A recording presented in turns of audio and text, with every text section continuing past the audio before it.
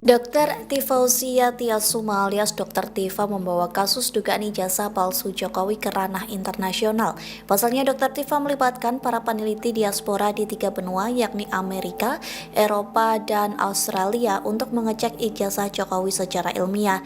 Tifa juga mengklaim akan memakai lembaga-lembaga forensik internasional untuk mengawal kasus dugaan ijazah palsu Jokowi. Yang mengatakan kerjasama dalam metode ilmiah ini akan menjelaskan semua soal kasus ijazah Jokowi secara jujur dan benar. Bismillahirrahmanirrahim. Assalamualaikum warahmatullahi wabarakatuh. Jadi saya ini di sini sebagai ilmuwan, sebagai peneliti. Alhamdulillah rekan-rekan para ilmuwan dan para peneliti diaspora dari Eropa, Amerika, dan Australia itu sudah menghubungi kami dan bersedia untuk melakukan kolaborasi penelitian yang terkait dengan kebenaran ilmiah yang ingin kita sampaikan kepada, dan itu adalah menjadi sebuah hak bagi kita, hak asasi manusia untuk bisa mendapatkan kebenaran yang sejujur-jujurnya secara kaidah ilmiah. Nah, berikut ini adalah rekan senior saya mewakili yang nanti akan menjalankan network para ilmuwan dari Eropa, dari Amerika, dan dari Australia. Bapak Agus Yunanto akan memberikan tambahan keterangan bagaimana nanti kami akan melakukan kolaborasi dan kerjasama internasional untuk melakukan penelitian sesuai dengan metodologi yang kami miliki masing-masing. Silakan Pak Agus. Assalamualaikum warahmatullahi wabarakatuh.